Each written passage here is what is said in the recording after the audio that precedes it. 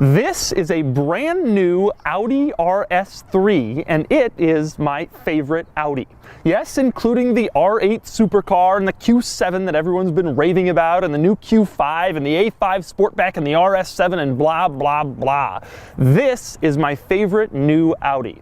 And today, I'm going to show you why. I'll start with a little background. Now, regular Audi models are named A4, A6, A8, and the sporty versions replace the A with an S, so it's S4, S6, S8. But the really sporty Audi models, the really high-performance ones, start with RS. Unfortunately, those have mostly been reserved for Europe. Up until a few years ago, the only RS models Audi ever sold in North America were the RS6 in 2003 and the RS4 for a couple of years in the mid-2000s. That changed recently, and now the RS3 is one of 3 RS models in Audi's lineup, along with the RS5 and the RS7. Now, in North America, we still don't get my favorite Audi RS car, the RS6 Avant, so instead, the RS3 is my favorite, by far. So why exactly do I love it? It's simple, because this car just isn't overkill. When I was in college, I had a first-generation Audi A4, and I loved that car. It was the perfect size, but the A4 has been redesigned 4 times since then, and it's just gotten bigger and larger and more bloated. The current A3 is the same size as that old A4, and it's perfect for cities. It's zippy and it's tiny, and you can squeeze through spaces and into parking lots. It's just right.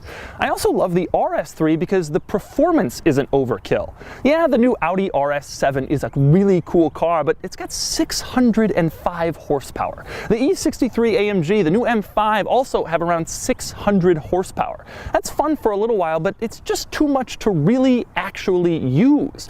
This thing is right at 400 horsepower, and it's just the perfect amount. You can actually enjoy it without the fear of winding up in jail. So I've borrowed this RS3 from a viewer near Baltimore, and today I'm going to show you around it and show you all of the quirks and features of Audi's best car, which, by the way, starts around $55,000, although the average sticker price seems to be closer to $65,000 with options and extras.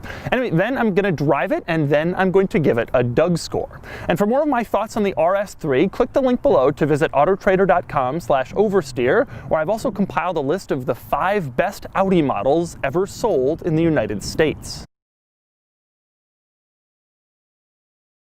I'm going to start under the hood, where you can gaze at the RS3's 2.5-liter 5-cylinder, 400 horsepower. Under the hood, it's not really all that quirky, except you can see that they've painted the little plastic engine cover red on the top of the cylinders, I guess just to emphasize that this is a little sportier than a regular Audi A3 if you look under the hood. Next up, moving on to the front grille, you can see that it has the Audi logo, of course, and it also says RS3 to remind you and everyone else that you got the top-of-the-line A3. But the coolest thing down there is the Quattro script on the bottom of the front grille. That is unique to the RS3. The S3 doesn't have it. So if you see one of these coming at you and it says Quattro on the bottom, you know it's an RS3. Next up, we move on to the brakes. The especially unusual thing to me about the brakes is the fact that this car comes with optional carbon ceramic brakes. Now, this particular one doesn't have them, but if you pay $4,800 extra, you can get the Dynamic Plus package, which includes carbon ceramic brakes. The strange thing is, if you get the carbon ceramic brakes, you only get 2. They put them up front. You don't get carbon ceramic brakes in back, so you get sort of a half carbon ceramic brake setup. Maybe more interesting than all that, however, is this little plastic piece on the wheel arch. You can see it right above the tire. They've installed this. These are being installed at the port on all the RS3s. The tires are so wide that they stick just a little bit out from the fender, and apparently there's some regulations saying that they can't do that, so Audi had to enlarge the fender with this tacked-on plastic piece in order to make the car meet our regulations. So anytime you see an RS3, take a look on the wheel arch, and you will also see this weird plastic piece. Next up on the outside, we move on to the front turn signals. They're not all that unusual. You have the little LED running light that's on. You put on the turn signal, the LED light turns off, and the signal blinks. It is kind of a cool process to watch, but it's nowhere near as cool as the rear turn signals. These are the rear turn signals, and they are some of the coolest in the car industry. When you put on the turn signal, they sort of like stream. They start on the inside and move their way out with every blink, which is a really cool look. But you might be wondering, well, if it's doing that, why does it also need this little light flashing? Well, that's because the US government has a regulation that specifies exactly how much light must light up on the turn signal's first flash. In this car, the first flash is all the way over here, and it's just one of these little LEDs that then expands out, and it doesn't meet the regulation. So Audi had to add a supplemental turn signal down here in addition to the flashing light above it that everybody else thinks is really cool.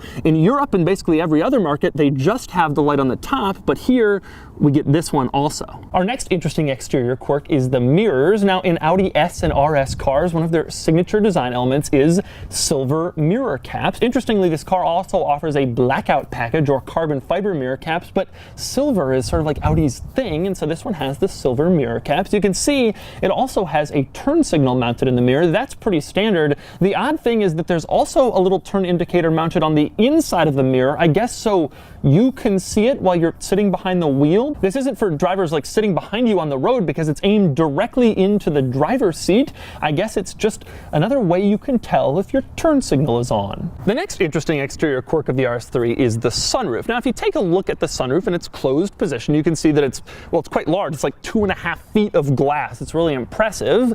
But if you actually open the sunroof, you can see it sort of slides above the roof of the car, and when it's stopped, well, this is all you get. You only get like a foot of actual open space compared to like 3 feet of sunroof. Now, one other interesting thing about the sunroof is that when it's open, it's just sort of sitting out here over the roof of the car. There's nothing propping it up back here. Instead, it's all supported over here, which is pretty impressive because this is a large glass panel, and I can imagine that it's pretty heavy.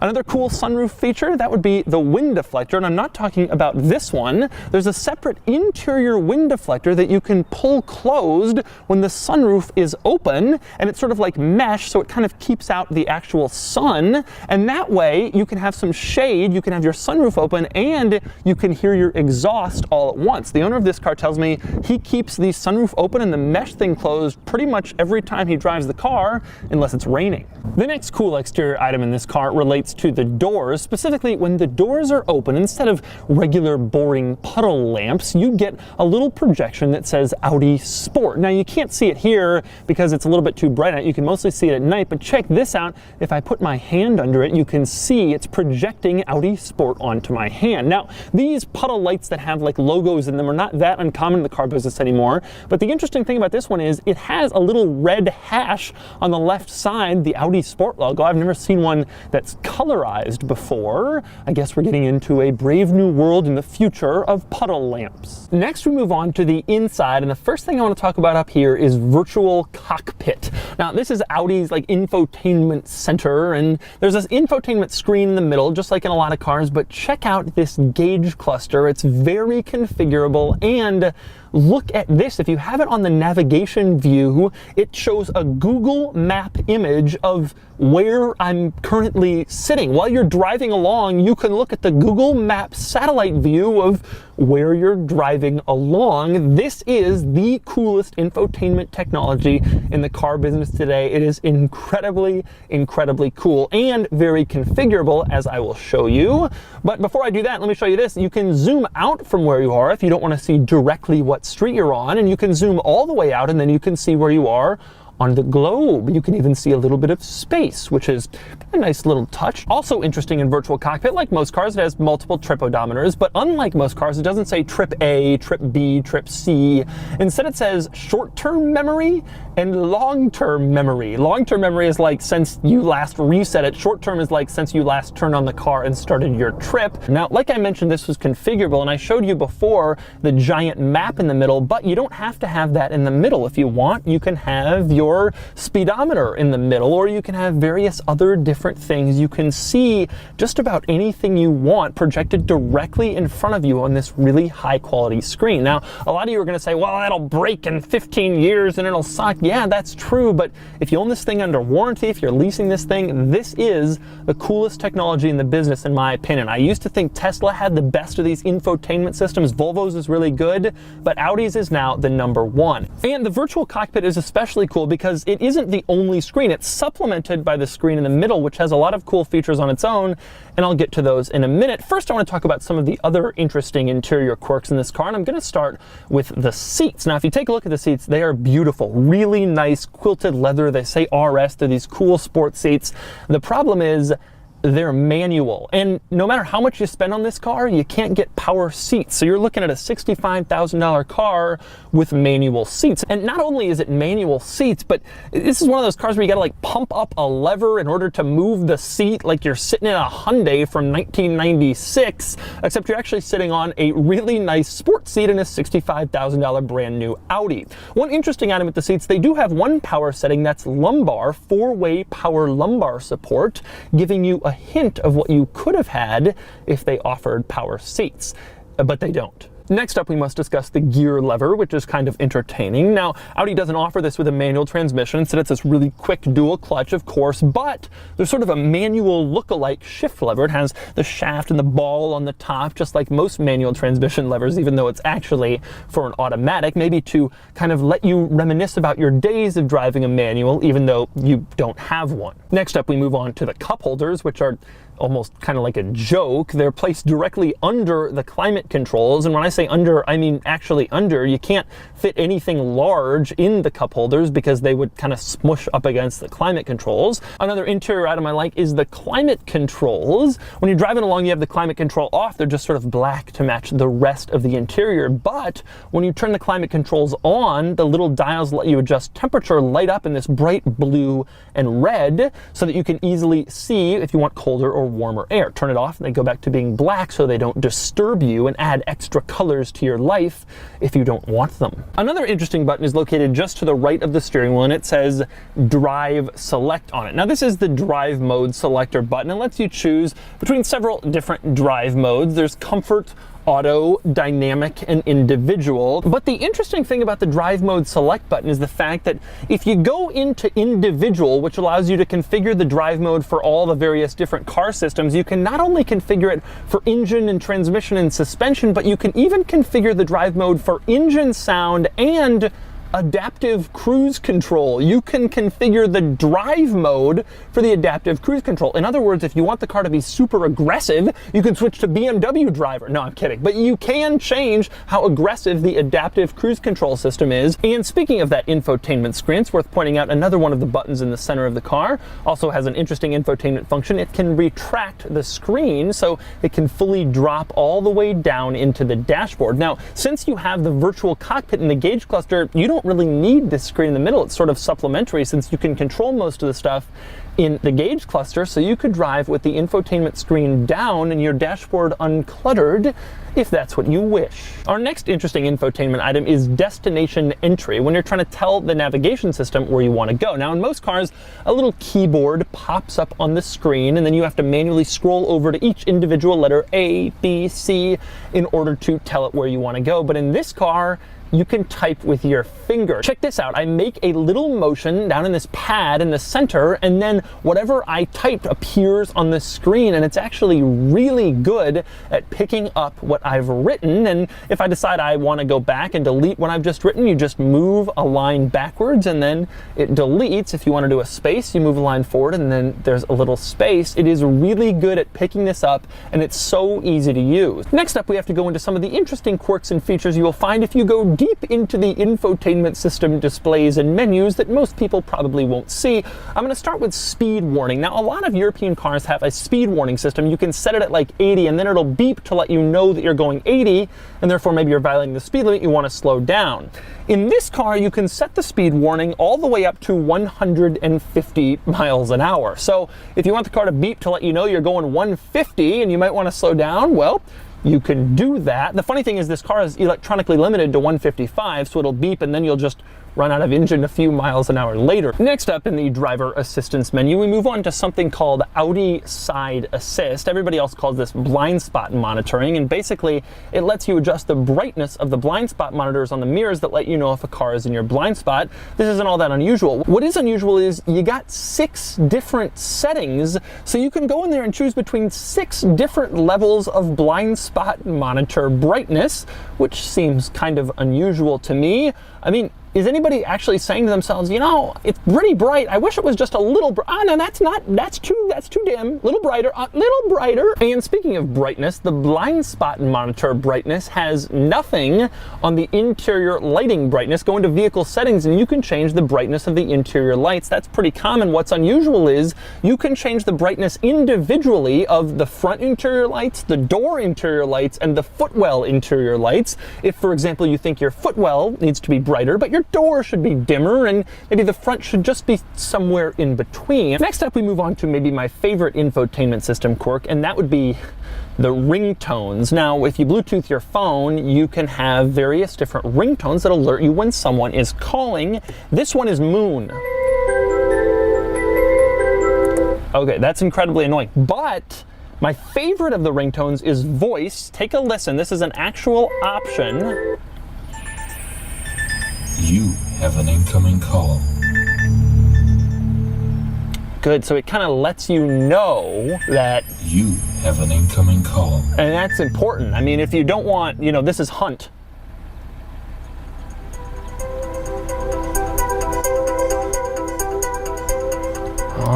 And then here's Classic Phone.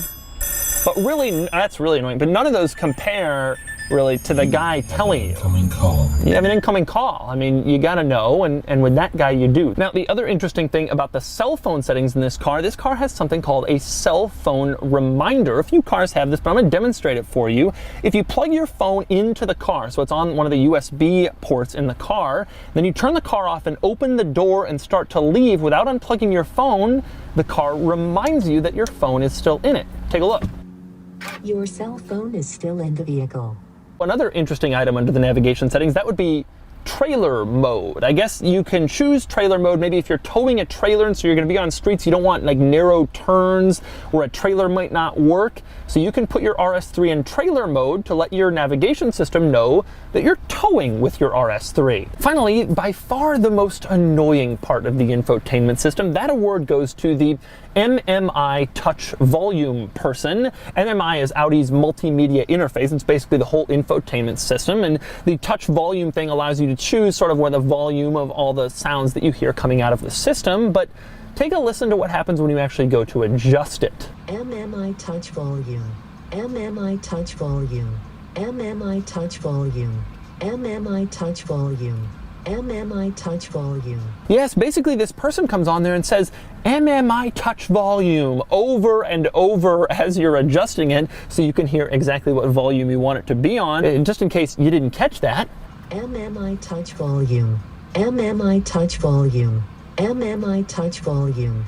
MMI touch volume. Finally, moving on to the back seat. Now, this is a fairly standard back seat. It is pretty tight. One of the interesting things is it does have that same nice quilted leather from the front brought back here. It just looks really nice. It's a lot better than a lot of back seats in cars like this. Another interesting quirk is on the door, there is a door lock button that controls the door locks. Strangely enough, it doesn't have an unlock button. You can only lock the doors if you're sitting in the back seats. So if you press that lock button, you better be really committed to locking the doors because, well, you won't be unlocking them. Also interesting is the fact that at the rear of the front center console, there are air vents for the rear seats. Now that's not uncommon, especially in luxury cars. Most cars have that. The weird thing is because of the size of the console and the rear seat, the air vents are incredibly tiny. In fact, I could put 2 fingers over them and completely cover the vents. Nonetheless, they're there, even though they're small. The other interesting thing in the back seat is the rear cup holders, which come out of the center console here. You put the center console down, you push this, and then the cup holders come out. Oddly, they're square-shaped for all your square-shaped drinks, but they can kind of expand if you need them to, which makes them far more usable than the front cup holders, which is weird because, well, this is the rear seats. And one other item, have a quick listen to the rather aggressive and delightful exhaust note.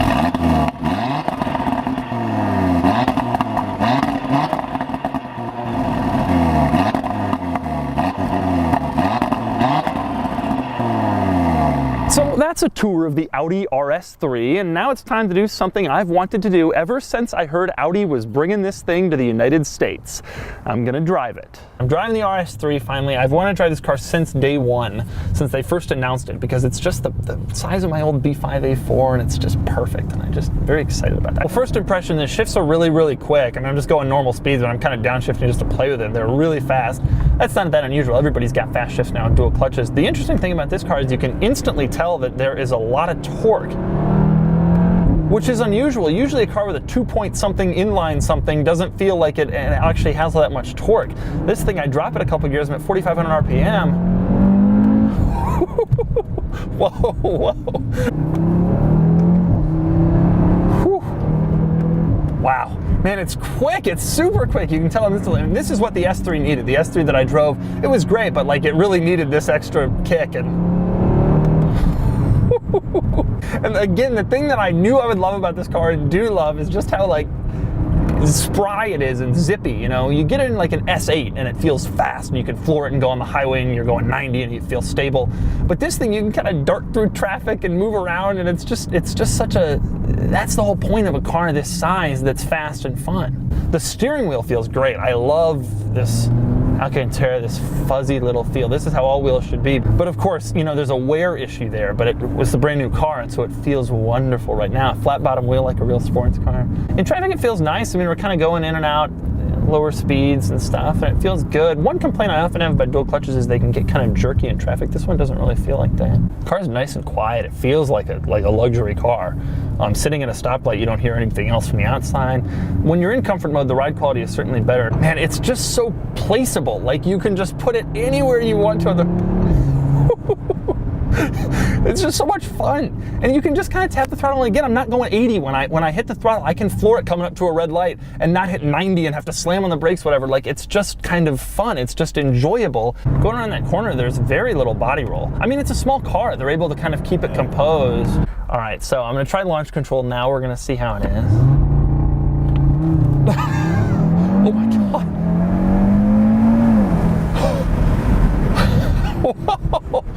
Wow.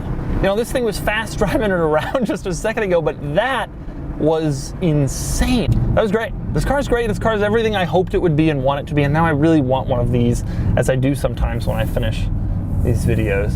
And so there you have it, the Audi RS3. Now, if you get one of these, you're not cooler than someone who has an Audi RS7 or a BMW M5. You're just not. They spent more money than you, they got more car than you, they got more power than you, they're cooler than you. But there's something about getting a car that has just the right amount of power and just the right size and spending just the right amount of money. Yeah, the RS7 and the M5 are cool, but a lot of the people who have them are spending $2 grand a month to lease a car whose horsepower is used more often to brag to people, I got 600 horsepower, than actually on the street. Those cars are awesome. To be clear, I love them, but they're triumphs of excess. The RS3 is just right. And now it's time to give it a Doug score. Starting with the weekend categories and styling, I think the RS3 is handsome, more than usual for a sedan, and it gets a 7 out of 10. Acceleration, it does 0 to 60 in an amazing 3.6 seconds, which gives it an 8 out of 10. Handling is good, but not quite true sports car good, and it gets a 6 out of 10. Cool factor is high among car enthusiasts, though the general public would generally ignore it, and it gets a 6 out of 10.